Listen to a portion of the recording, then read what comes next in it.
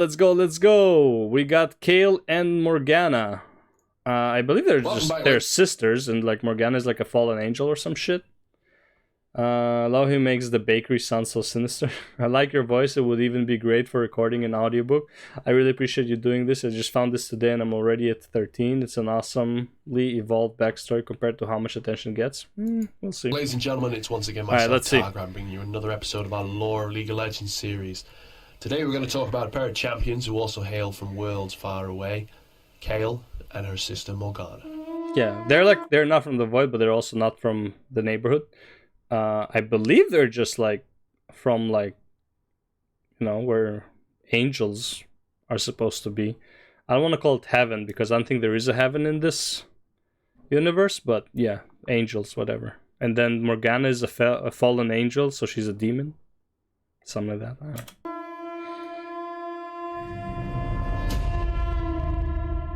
There's a world beyond Runeterra.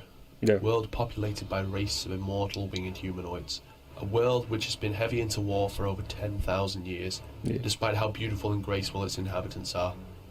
The conflict had started long ago. Nobody even remembers when exactly due to the immortality of both sides. Many battles have been fought and many people have died, but yet the conflict is far from being solved. One side has proclaimed themselves to be warriors of justice and perfect orders. They wanted to unite everyone under a common ruler with common laws and equal rights. Sounds like Demacia.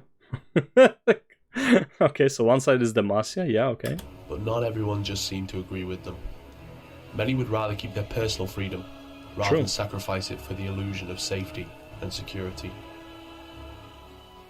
Many ancient families have been split by this conflict. Some were siding with those trying to unite the whole race. Others would rather keep their freedom and not be told what to do anymore. Philosophical disputes were barely enough to solve these problems. Sounds like liberals versus Republicans, if I'm honest. Kale, the Judicator, didn't want to listen to disputes. She was a soldier and not a diplomat, and as such she would rather fight than discuss. Buddy. Everyone who did not agree for her new order was an enemy to her. Yep. Some of them were given a chance to... Right, just keep it simple, man. No personal feelings, just keep it simple. You don't listen to this, you die. Fuck it. Keep it simple. I hate that Kale is actually the bad guy in this. And Morgana is probably the good guy. Even though it should be the other way around. But like if you think about it in like what Kale is standing for and what Morgana stands for. Change sides. But most were deemed beyond redemption and had to be destroyed as an obstacle to overcome. For 10,000 years, Kale would lead her brothers and sisters into battle, hiding her beautiful form under a set of heavy Mastercraft armor. Look at that. Look at those thick thighs, brother. Look at those thick thighs. Of course she was hiding it, man. God damn. Kale. Holy. Wielding an ancient sword that spits living flame across the battlefield. She was truly a force to be reckoned with. Not in game though. In game, she's a force to be reckoned with only after 16. It's like very slow scaling champion. Unless you get her fed, then she's good. Numerous battles that the Judicator had fought had finally had an effect, bringing the war against evil close to an end. But there was an opponent that Kale didn't expect to face against. Her sister. Morgana. Kale's younger sister was always jealous of her, and when the war started she would stand on the opposite side fighting the tyranny. For that she was exiled from her own homeland, blaming Kale for everything. The young sister began to study forgotten ways. Well, no, not fuck Kale. I mean, like, I still like Kale, but like, clearly, unfortunately, Kale is the bad guy here, so... In order to find power that allowed her to face against Kale and best her in the field of battle. Studying ancient magic opened the way for Morgana. Whoa, what's this? Look at this. Look at this buff. Look at this. This is the same skin, I believe, right? Yeah, it's the same skin. Look at this. She got buffed while using the same skin. Look at this. Here she's like, maybe like a B, you know? A B cup. And here she's like definitely double Ds. Look at this shit. To gain significant power.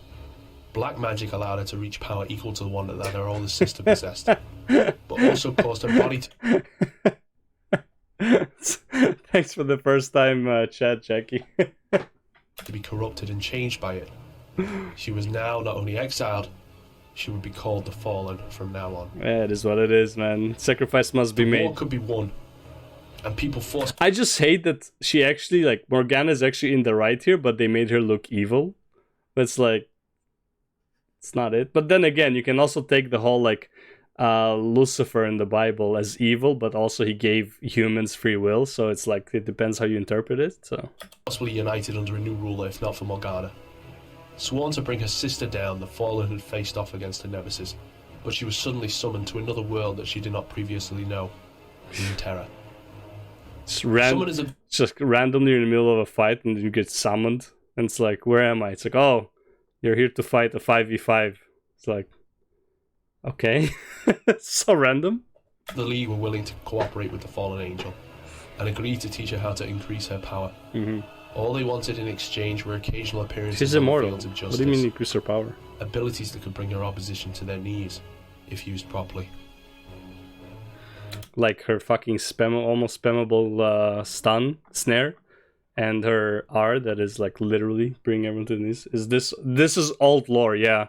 I hope, like, I'm looking at this now, and hopefully I can find, or maybe this later becomes he starts talking about new lore, and then I'll have a good point of comparison to see what changed, because some stuff are kind of the same, like the Frey Lords have like some similarities, like the multiple tribes and stuff have similarities. Demacia and Noxus still are at war and all that stuff. So yeah, I do want to see what the differences will be, but I'm going through the old lore for now. Yeah. I know, no one knows the new lore. It's like, this sounds familiar because old lore. Everyone knew that one because it was everyone was into the lore back then, but like now it's like, I don't know what the fuck is going on anymore. Kayle was not given a choice. She could either give up now. By far my favorite Kayle skin. By far. And the account that had this skin got banned, so. 2 of the accounts that had this skin got banned, but whatever. Or reach out for help somewhere else. The Judicator found a way to contact one of the main summoners, and offered 1,000 years of her service in exchange for leaving her world without intervention. Yeah. Now, 2 sisters fight each other on the fields of justice, eager to finish off one another time after time. And every time they go back home, they fight there too. It's like they're forever gonna fight. It's like they fight in the fields of justice to fight at home. Like, fuck it. On the fields of justice it is meaningless, as their deaths mean little. Morgana, however, is planning to get rid of her sister once and for all. Once the League of Justice cannot control her anymore, and seeing how Kayle agreed to serve for 1,000 years, she's got plenty of time. In the meantime, Morgana can often be seen. I don't think the League will last 1,000 years. I'm just saying. I mean, I'm just saying. In Noxus, when she's not busy destroying her opponents on the field of justice, she loves to spend her time mastering recipes and baking. Yes, I fucking knew it. I knew it. This proves my point. Not that she's a baker. I knew it. Like, at the end of the video, he throws some random BS line that has no connection to the actual hero lore. I knew it as soon as he brought that up. I love that skin. Yeah, it's not a bad skin. But I knew it. When he said, like, Teemo and Tristana had, like, a love affair or some shit, I knew he was lying. I knew it. Annie and Amumu, bullshit. There's nothing there. He just want to make that some connection there. And this, again, is just another joke. Sinful succulence. Fucking knew it, man. Morgana's bakery draws a lot of people. I'm on to you. Want to taste of cupcakes, muffins, or pies. The Fallen Angel herself tends to say, OG League player, yeah, basically. Pie, even if bro, since beta, man. Since beta. And multiple banned accounts to prove it. It's like, because back then, you could talk shit. And now you can't say anything. It's like, you might as well keep the chat offline. Focus is ending the tyranny of those who are like her sister. Oh god. Abusing your teammates while you're in game, for sure. And with that, I will once again have to admit, that's all for today. Jesus we hope you enjoyed this video, and if you did, let us know by pressing that like button and adding this video to your favorites. It really helps us out and gets it around. Alright, nice. Okay. Up to now, I pretty much knew the history of, like, most of the champions. Well, I mean, like, you know, not Teemo and Tristana. I knew Annie, stuff like that. Next one, I have no idea anything about them. I leaving. kind of zoned out when it came to like when Verse was released. I was already like kind of out of the lore. So now it's gonna start being interesting. Actually, I know Nasus and Renekton are brothers and shit like that. Ooh, Soraka and Warwick. Okay, never mind. You know what? I know some shit. I still know some shit. Never mind. There's gonna be some new stuff for me, but like, okay, but I still know some shit. Okay, that's good. Yeah, so that was part 13, and let's go on to the next.